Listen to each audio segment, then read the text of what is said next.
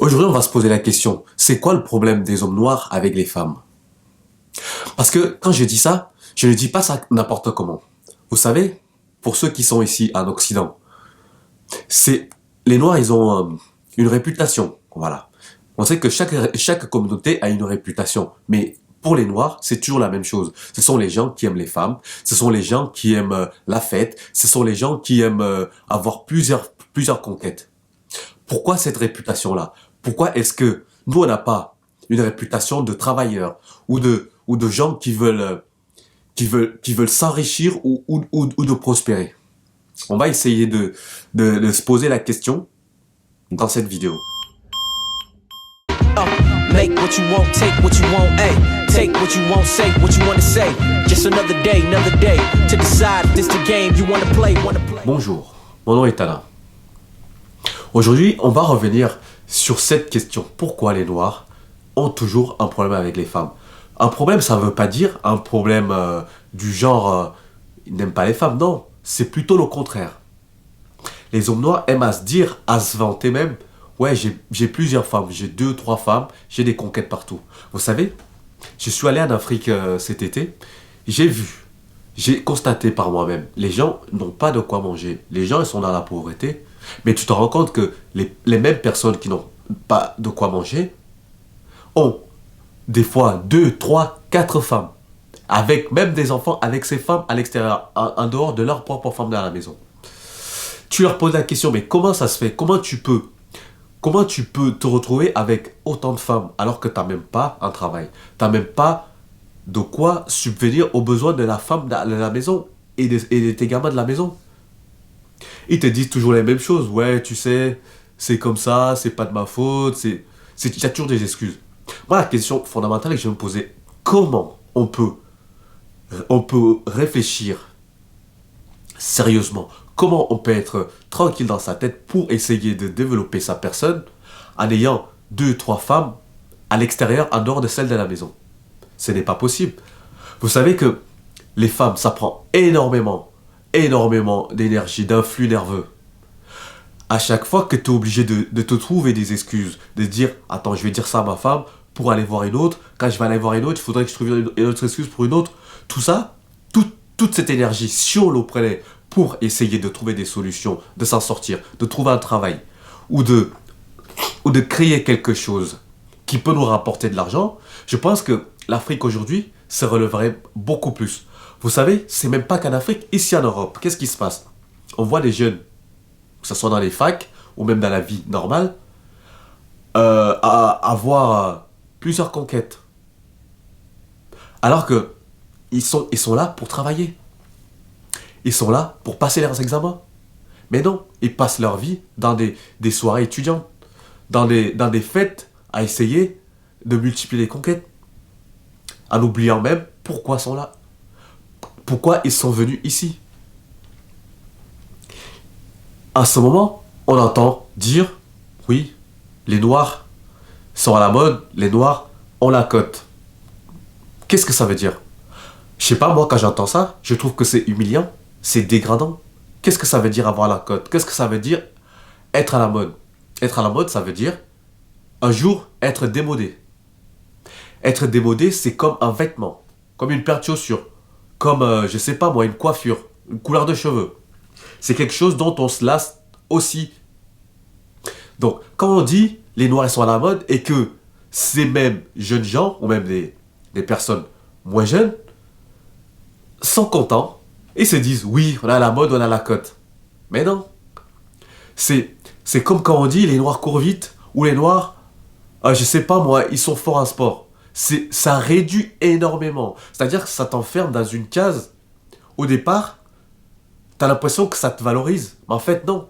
C'est dégradant. Ça te diminue et ça t'enferme quelque part. Donc ça veut dire quoi? Toi, le Noir, t'es bon qu'à faire quoi? À coucher avec des femmes, avoir plusieurs conquêtes et des choses sérieuses. On les fait quand? Quand est-ce qu'on va dire les Noirs, et que ce soit ici en Europe, on ne voit jamais, c'est rarement les Noirs tranquilles avec une femme et ses gosses. Non, il y a toujours, ah ouais, vous savez, les Noirs ils aiment trop les femmes. Ah ouais, mais si tu sors avec un noir, tu verras, ça va faire, il va te tromper. Mais ça, c'est inadmissible. On doit pouvoir changer, on doit pouvoir changer cette image-là. Parce que, peut-être que pour le plaisir personnel, pour l'ego, pour la flatterie, oui, ça peut être une petite victoire, mais momentanée.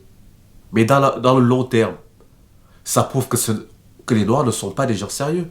Ça prouve que les Noirs ne sont pas les gens avec qui on peut construire dans la durée. Parce que si tu es à la mode, qu'est-ce qui va se passer?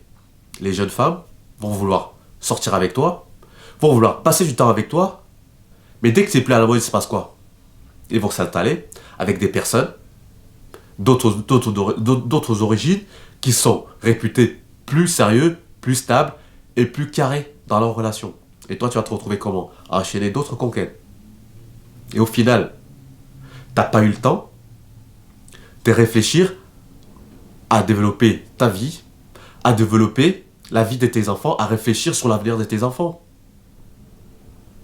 Parce que le fait de courir après les femmes, le fait d'avoir plusieurs conquêtes, ça bouffe tellement d'énergie mentale et même physique, hein, vous le savez.